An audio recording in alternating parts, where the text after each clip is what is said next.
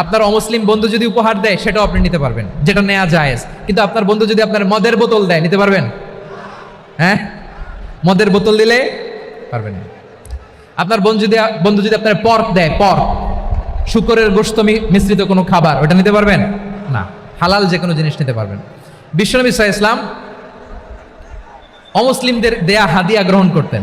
কেমন নবী ছিলেন? আমার নবীরে চিনে নেন, আমার নবীর অ্যাটিটিউড জেনে নেন। বিশ্বনবী সাল্লাল্লাহু আলাইহি ওয়াসাল্লাম যখন কোনো জনপদে যেতেন, 3টা অপশন নিয়ে যেতেন।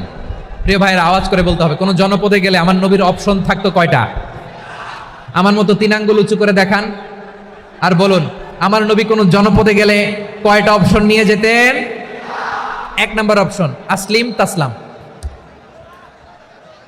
নতুন এলাকায় গেলে বলতেন আসলিম তাসলাম, ইসলাম ধর্ম গ্রহণ করো, শান্তিতে থাকবা, আমার ভাই হয়ে যাবো, আমরা ভাই ভাই। ইসলাম মানো, আমরা ভাই ভাই। অপশন নাম্বার কত? 1। যদি বলে না ইসলাম মানবো না, ওকে, অপশন নাম্বার 2, মুসলিম হওয়ার দরকার নাই, লা ইকরাহা ফিদ্দিন, ইসলামে কোনো বাড়াবাড়ি নাই। খ্রিস্টান আছো থাকো, বৌদ্ধ আছো থাকো, ইহুদি থাকতে চাও থাকো, কিন্তু আমরা যেহেতু রিজিওনাল সুপার পাওয়ার, আমাদের আন্ডারে থাকো, ট্যাক্স দিয়া থাকো, এটার বলে জিজিয়া। আলেম যারা আছেন বুঝবেন, এটার আরবিতে কি বলে? জিজিয়া। You pay us the tax, we will give you the security. তোমরা ট্যাক্স দিবা, আমরা সিকিউরিটি দিব, আমাদের আওতায় থাকবা, কেউ তোমাদেরকে আক্রমণ করতে পারবে না, আমরা নিরাপত্তা দিব। সুবহানাল্লাহ বলেন। এটা অপশন নাম্বার কত? আচ্ছা, বুঝে থাকলে বলেন 1 নম্বর অপশন কি ছিল?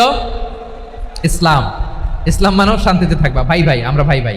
অপশন নাম্বার 2, ট্যাক্স দাও, আমরা নিরাপত্তা দিব, মুসলিম হওয়া লাগবে না। এখন 1 নম্বরও মানে না, 2 নম্বরও মানে না, মুসলিম হবো না, ভালো, খ্রিস্টান থাকো, ট্যাক্স দাও, আমরা সিকিউরিটি দিব না, এইটাও মানি না। বিষ্ণু বলেন তাহলে তলোয়ার আমাদের আর তোমাদের মাঝে ফয়সালা করবে। মুসলিমও হবো না, ট্যাক্স দিবা, নিরাপত্তা দিব, আমরা সুপার পাওয়ার, আমাদের আন্ডারে থাকবে, এটাও না। তাহলে তোমাদেরকে তো আমরা বিশ্বাস করতে পারি না, কখন না কখন বিশ্বাসঘাতকতা করো, কার সাথে মিলে হাত মিলাও, তলোয়ার আমাদের মাঝে ফয়সালা করবে। তখন তিনি জেহাদের সশস্ত্র সংগ্রামের ঘোষণা দিতেন। সুবহানাল্লাহ পড়েন।